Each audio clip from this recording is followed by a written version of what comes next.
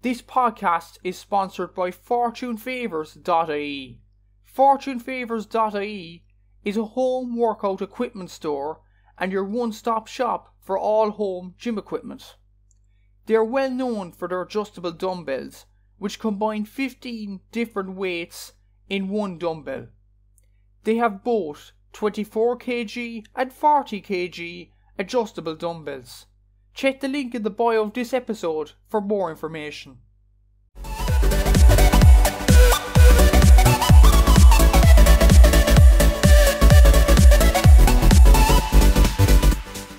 So welcome back to the podcast. I'm here with former Louth footballer JP Rooney, just to talk about his career for his club. Naomh Mairtin won the Louth Championship, unlucky Leinster, but sure, there's always next year, as they say. I suppose, first of all, JP, how you been keeping? Like, we're kind of semi-lockdown at the moment. The cases keep rising, but we're still going out and doing our normal thing. But who knows when we'll be in lockdown next?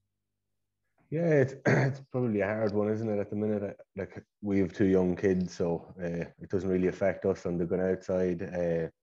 But yeah, we got it a few months ago. Well, probably 6 or 8 weeks ago, and we got through it. And I suppose the worst thing was that we were locked down for nearly a month. We got it. I got it. Then the young one got it. Then Siobhan got it. Then John got it. So it was nearly a month in lockdown. So that was the what would you say, the symptoms weren't too bad, but it was just that being locked up was pretty hard to do, you know. Yeah, absolutely. I can imagine. No, I haven't had it myself, but I've known people that have had it, and geez, they've been, either not the same or just lost interaction completely. Like, it can be hard that way. And I suppose this pandemic's been very tough for everyone. Like, how tough has it been for you in fairness? Like, you've been playing with Naomh Mairtin, like, there's still COVID around us and we still have to be careful. Like, you still mindful of that? I think you would be. Like, I have parents who are in their 80s, so I suppose on that end, you kind of have to be careful of that. Like, again, just come back to when we were locked down, you didn't get to see them for nearly a month, which was pretty hard, you know. But yeah, look, I just think you kind of have to weigh up. Like, I feel sorry for the young single people that are locked in and can't live their normal lives, you know. Like, when you see the symptoms in that, it's probably like, I don't know what's right, you know. I don't know what's right, but it's a tough thing, and the sooner it's gone, the better, you know. Yeah, definitely agree on that. Like, we need to go back to our normal lives, but at the same time, we need to keep our family safe, and hopefully we will go back to normal around next year, because this country needs it definitely. And I suppose, going back to your Louth debut, you made it in 2001, is that right? Like 99, 90. the league used to be 3 games before Christmas and 4 games after it. So the 99-2000 season made the debut in the league against Offaly. We were actually bet that day, but we actually went on to win the league that year, the Division 2 that year. We bet actually Offaly in the final. Yeah, brilliant, I can imagine. And I suppose, what was making your debut for Louth like? Was it a brilliant experience? It was, yeah.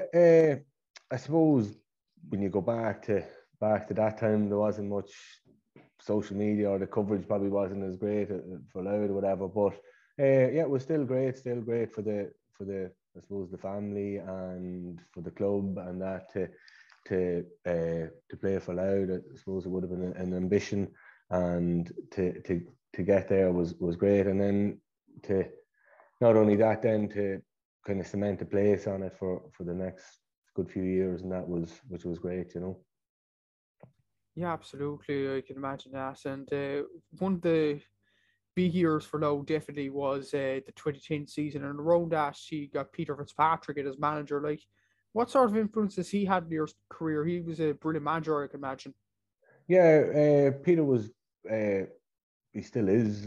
What would you say? He's into the politics now. He's the Louth chairman. What Peter's very good at is whatever he's not good at himself, he'll get someone in to do that. And come back to his management, Like I remember he came in and he was just so passionate. He loved Louth. He was there for all the right reasons, the same as he is now as chairman. And he got a great team around him.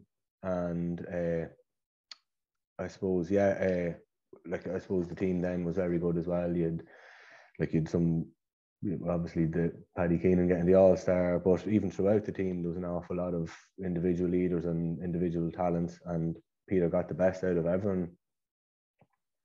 Just probably 2010 was just, I suppose it's the first thing that you're going to say now, isn't it? Like it was a bitter pill to take, but look, looking back, it was a great year. The Kildare game, I think, was probably one of Louth's best games since, or even go back a long time. And then we just got on a roll, and it was like the whole day out was brilliant. It was great experience, Just pity we didn't get over the line. Absolutely, yeah. I think Louth were nearly everybody's second team that year. Well, there was a load of second teams in fairness. The 2010 season had a load of ups and downs, but your season definitely. Kildare, I remember that performance. That was a brilliant performance considering Kildare reached the Leinster final. They got to the All-Ireland semi-final that year, so to beat them that day was absolutely outstanding. Westmeath as well, but then the final against Meath, before the game, did you have a genuine belief that you could go on and win the game despite what the media were saying before it? Yeah, like we definitely did, really did. I suppose what were our expectations then, I don't know. Like, I know we definitely didn't look too far ahead or anything like that. We weren't thinking of All-Ireland quarter-final or semi-final or All-Ireland final. And I just think we were well grounded. We were on a run. The games were coming thick and fast, and we were just in a great place. We were a great place mentally and well set out as a team. We all knew our roles. The tactics probably wasn't as strong as they are now. But yeah, geez, we'd all believe to go out there, and then maybe, I know people say you have to lose a few to win, but maybe we probably had enough chances to beat them, to be more ahead, and we just didn't take them. A few decisions went against us then, but it was just, I don't know how you describe it. It was just so deflating. I think our hands were on the cup, and I know a few little altercations even with myself just near the end, and maybe that should give me the bit of belief, and I know a long high ball in and a little bit of a mess, and then the whatever happened then happened, but it was so deflating because we definitely left that one behind us. Yeah, definitely. Everybody felt sorry for Louth that day. I suppose when you scored that goal to put you ahead in the last few minutes in Hill 16, what were you thinking then? Like, were you thinking we better defend this lead now, or we better go for more to kill off the game? That's probably what happened. We probably didn't know what to do. Never been in that situation. Didn't maybe believed a bit of the media that we shouldn't have been there, or I suppose we hadn't planned to be in that position. But we probably hadn't a game plan, and we were just going. And again, tactics wasn't massive, I'd say, back then. But I still think we should have been far enough ahead. I know we had another few chances after that to probably pull further away. We got a few attacks up the pitch that we didn't kill off, and then just the rest is history, as they say. Yeah, but there was a lot of plays leading up to the incident. Like there was two decisions that were debatable. Then there was Paddy Keenan throwing his body in the way. That's just epitomizes what he was as a player. But first of all, Stephen Kenny was in the square, so maybe it should have been a free out then. And then the Paddy Keenan block, obviously. Then Joe Sheridan just rolls on the ground, throws the ball into the net. Like, I'd be curious, where were you on the pitch when this all happened? Out around midfield, like I would say the last few minutes of that was just manic. It was up the pitch, down the pitch. It was, there was no structure of a game at all. It was just, as I said, it was just panic. And Yeah, look at I suppose you can't blame anyone, you know, because we should have been further ahead. But there was just a few decisions that just, I don't know, you'd wonder what was it all about, you know, that sort of way. But yeah, look at it. It's just very hard to take, and still is very hard to take. Whatever it is, 12 to 11 years on, you know. But look, it is what it is, and unfortunately, we don't have a Leinster medal. But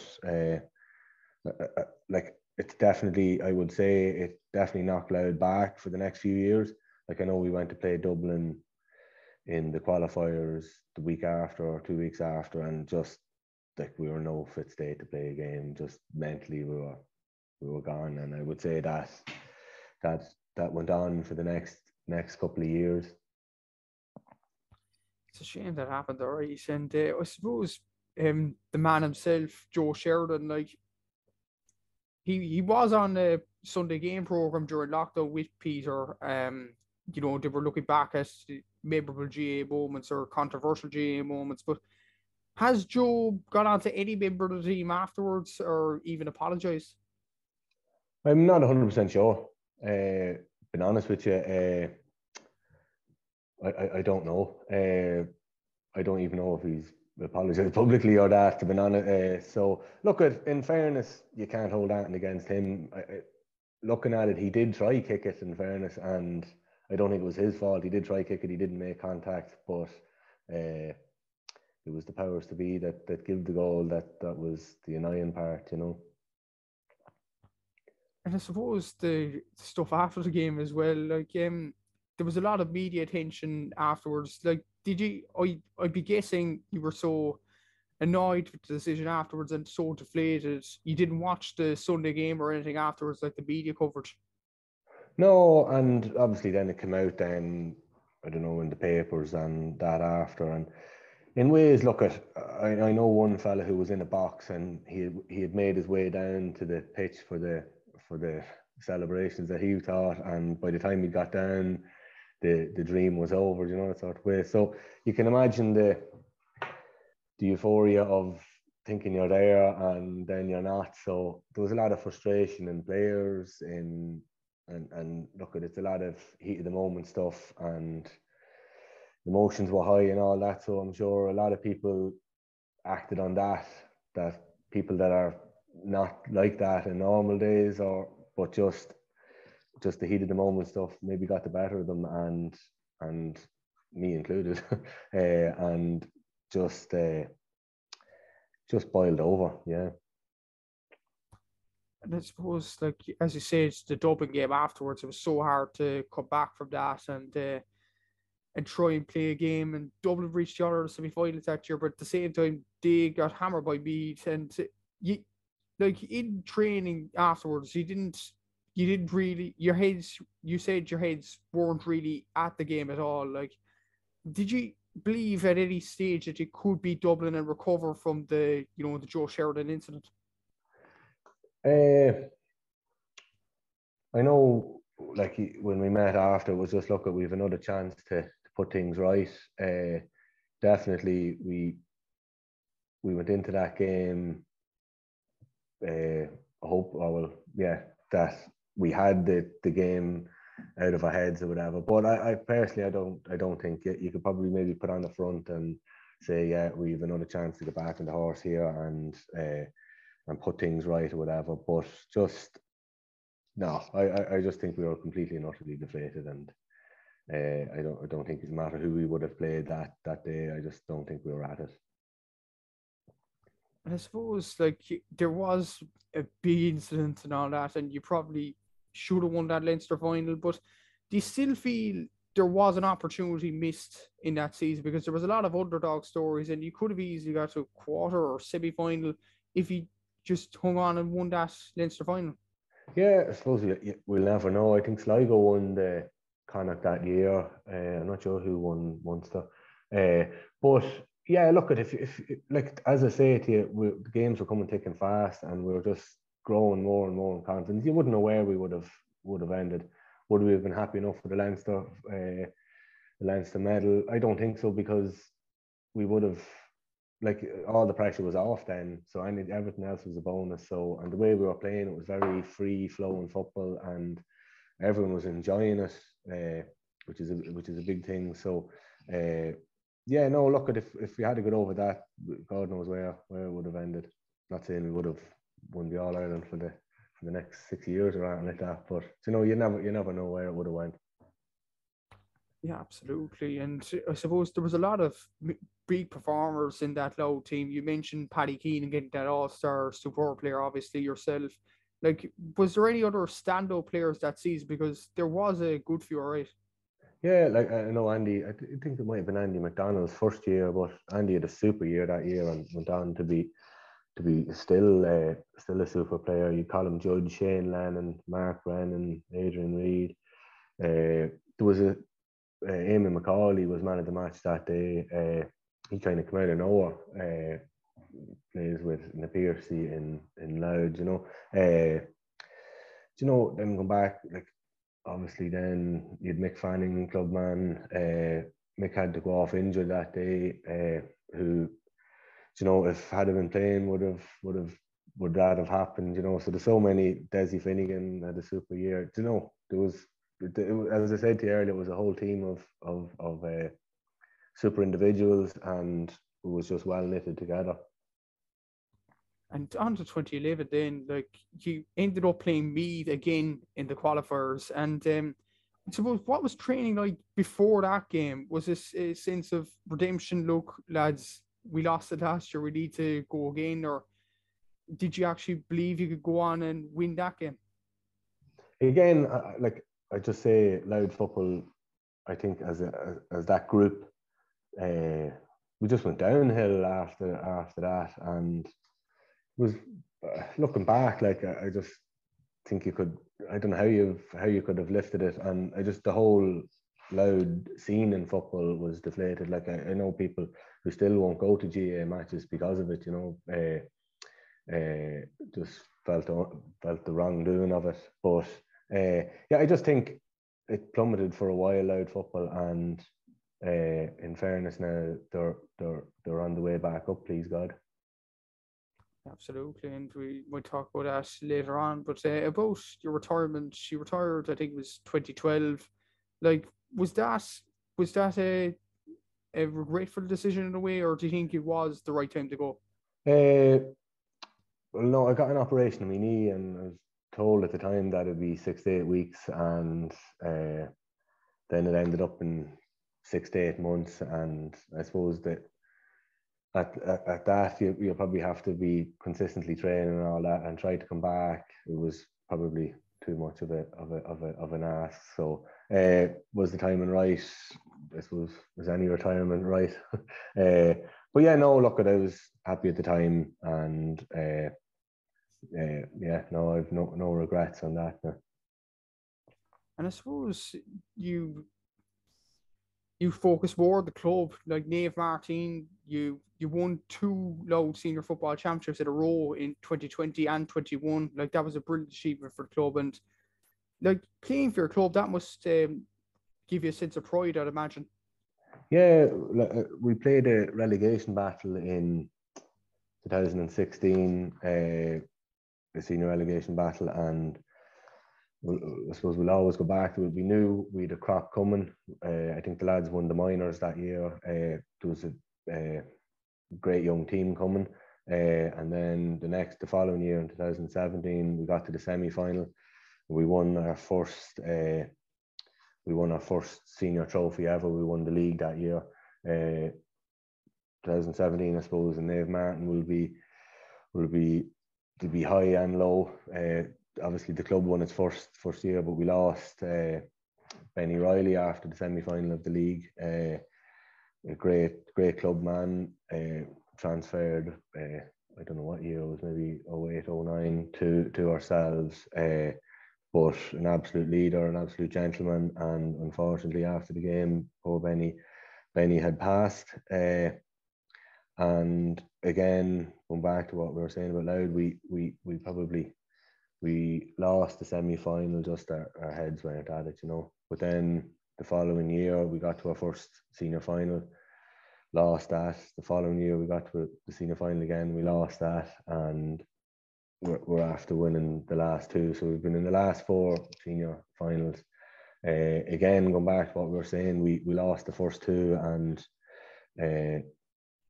very hard to take, but it just kind of shows the spirit that's in the team to lift ourselves back and get to the next 2 and win them. And I suppose the first 2 defeats probably made us what the team we are now at the minute, 100%. And I suppose you look at Naomh Mairtin down through the years, like you lost 2 finals, then you won it finally, and there's been a lot of stuff happening behind the scenes as well. Like I was hearing on GA TV, for example, that Jim McGuinness was involved in your team. Is that correct? So did you hear that? Yeah. No. Look, yeah, Jim, our physio, would have been good friends with Jim. So yeah, Jim came down to give us a few sessions every so often. So yeah, it was an unbelievable experience there to have to train under Jim. But yeah, there's great things going on, and then obviously fast forward and then to the Leinster run.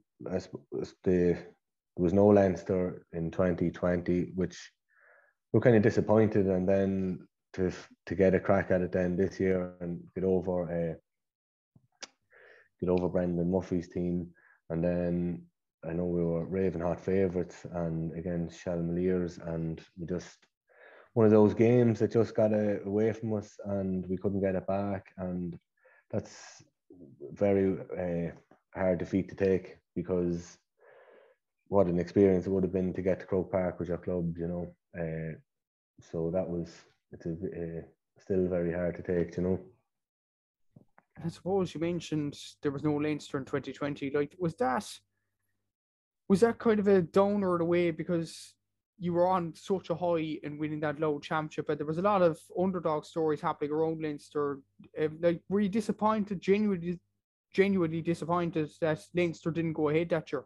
Yeah, definitely. Like I remember after the first 2 defeats, I remember and whatever, then the Blues were going on to play this team or that team, and I was just saying, geez, wouldn't it be great to be still involved, and having that to look forward to. So yeah, like obviously it was an unbelievable experience winning the first one, and then yeah, it was a little bit of a dampener, but I don't think we dwelled on it too much. And then this year it was great to have Leinster to focus on after the final. Just it's a little bit disappointing the way we exited out of it, But again, it's all about experience and learning, and like as we were just talking about it after, like Louth is hard enough to win, but you'd love another crack at Leinster.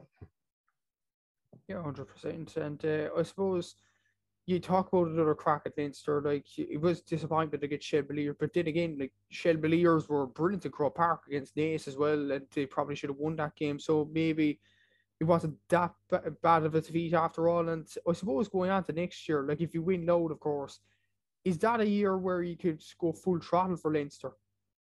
Yeah, look, again, you'd never want to look too far ahead or that, but I know, I suppose, early in the aftermath of the Shelmaliers game, like you want to focus on Leinster, obviously, but again, it's, as we know too well, it's hard enough to win a Leinster, so it's very hard to look at that. It's a bit like, I suppose, teams other than Dublin looking at and winning an All Ireland, not through the back door. Like it's hard enough to win a Leinster, never mind winning All Ireland. So look, I don't know what the plans are next year, but I suppose you just have to take every game as it comes. And look, there's a lot of good teams in Louth, and you can't look too far ahead of that, And I suppose you mentioned earlier on in the chat that the semi-finals in Leinster this year being played in Croke Park, which was brilliant for the Leinster Championship in general. Like, was that kind of a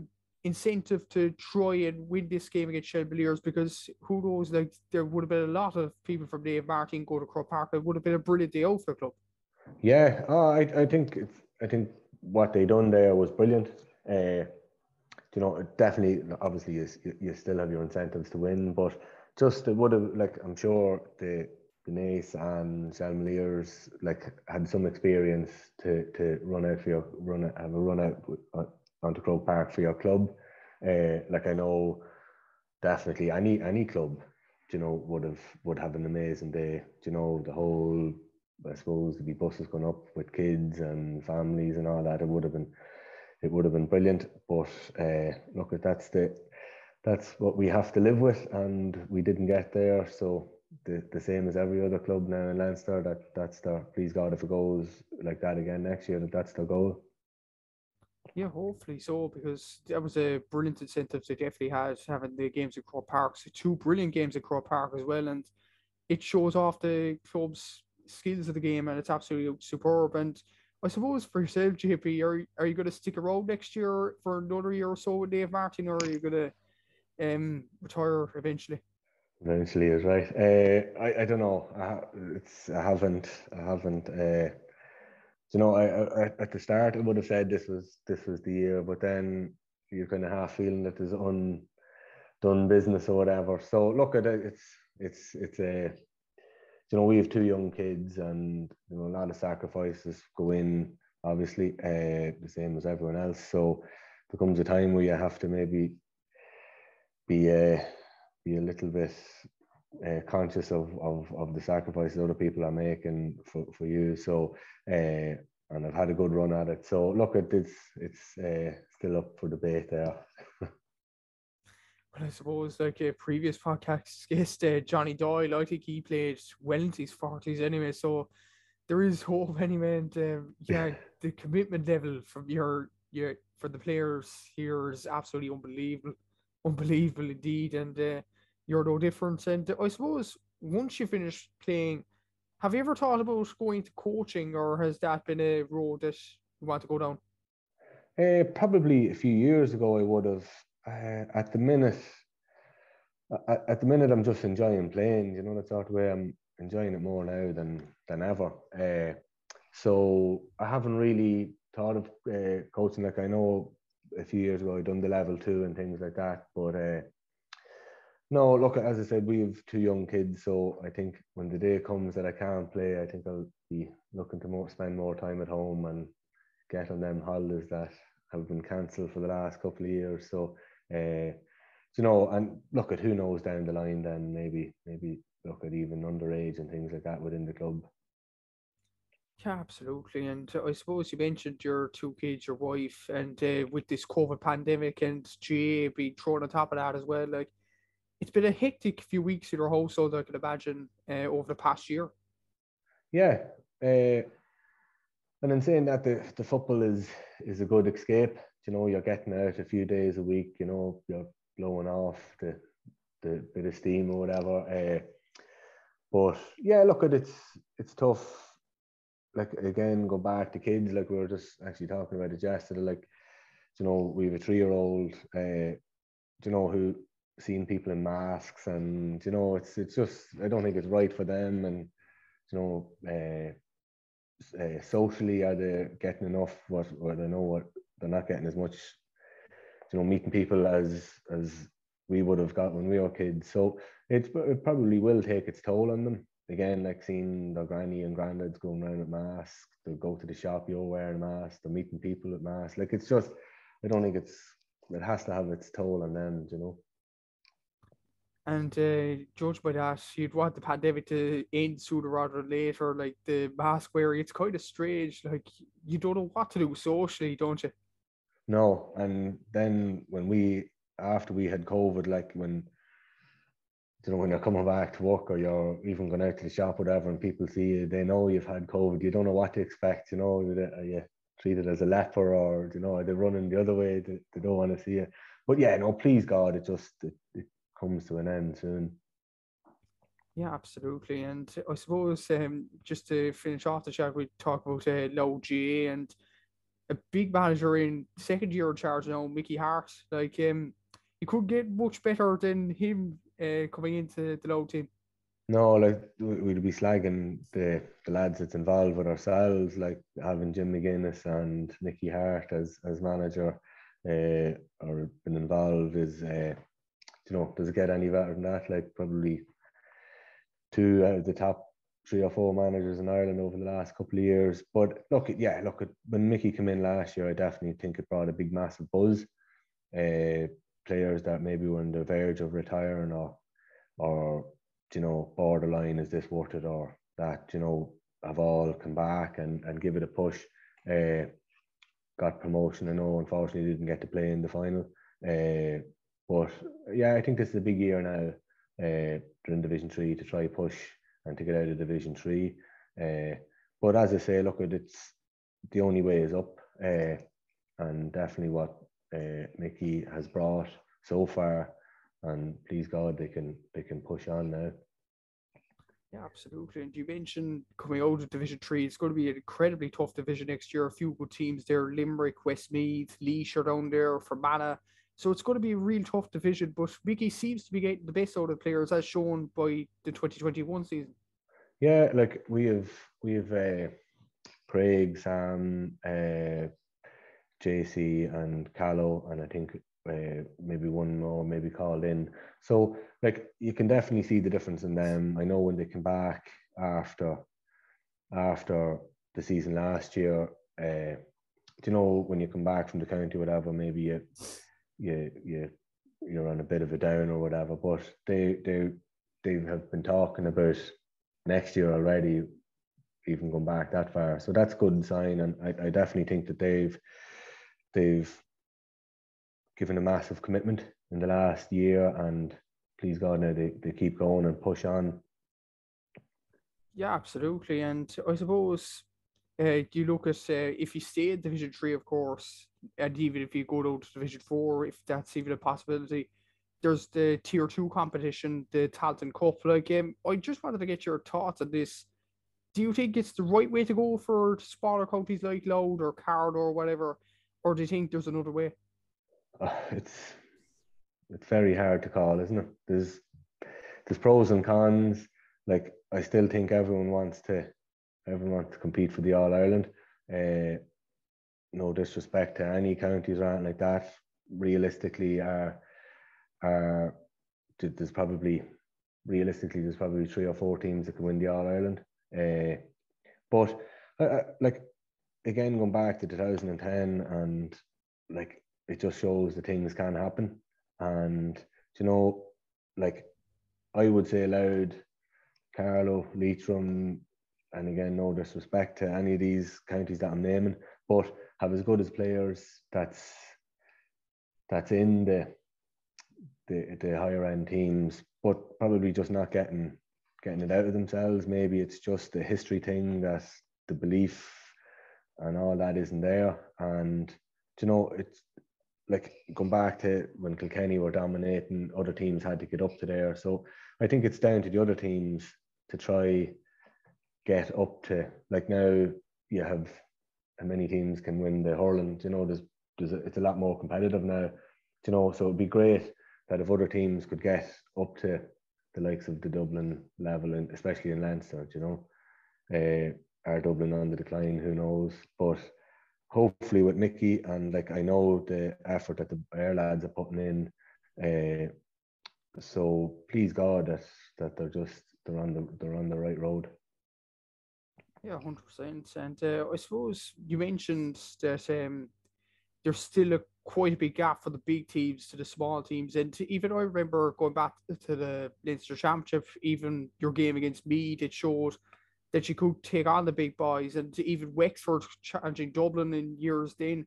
Like I've asked this for a few Leinster players, Johnny Doyle being one from Kildare. What do you think is the difference from Leinster teams back in like 2010, 2011 to now, when Dublin seem to be winning it every year?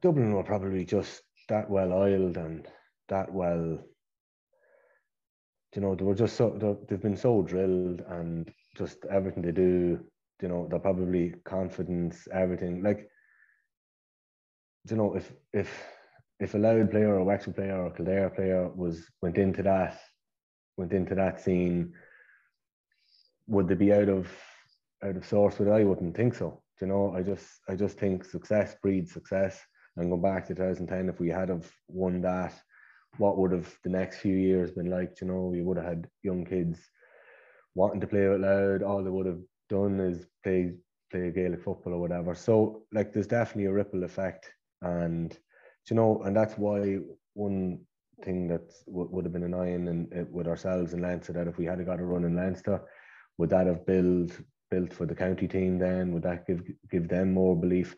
Like, I just think there's so much psychology in football that's not tapped into, and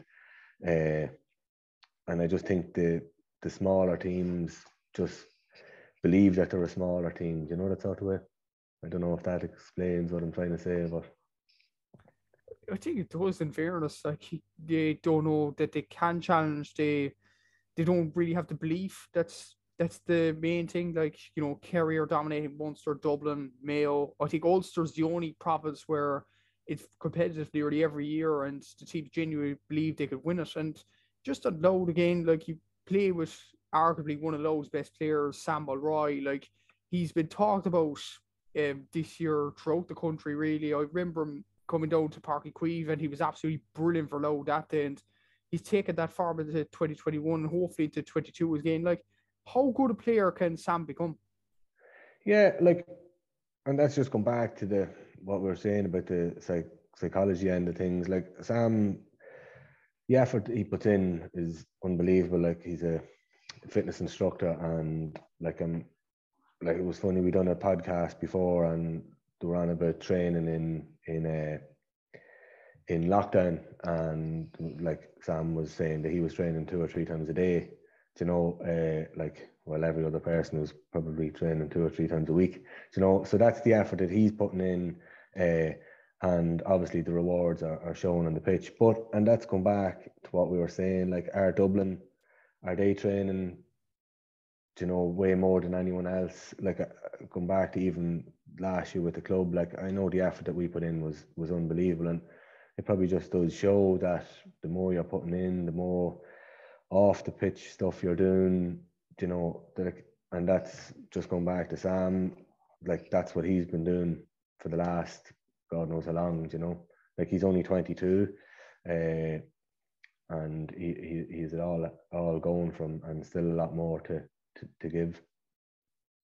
Yeah, absolutely. Seems like a very good player, and 22 as well. Still a lot more to give out of him. And I suppose with the Low team, just one final question, because a lot of people are wondering this. Like, Dundalk have had huge success in the League of Ireland, in Europe as well, playing Arsenal over the years, and they come from County Loud. Like, is soccer really a dampener on GA Loud, or do you think it can be, you know, a bar of where the GA players need to be? No, well, you have 2 League of Ireland clubs in Drogheda and Dundalk, but no, I think nearly from a younger age, it's like, which path you go in, soccer, rugby, or GAA, and I still think that there's probably in the youth that are going with the GAA or going with the soccer have decided early on. So I don't think we're losing many players to Dundalk or Drogheda. But again, what I would say, what I did say earlier, was success breeds success. And, you know, if Louth do get a run of it, and please God they do, well, then that'll just it'll invite people to want to play for Louth, you know. Like, I know the setup with the under-20s is very good, with the minors is very good. Like, go back to the 20s last year, probably if the team look back, they probably let that one slip as well. You know, so that has to give them belief. I know they're back at it and getting prepared for this, for 22. So again, I just think if the senior team can get a bit of success, well, then it'll just filter in and come back to 2010 again.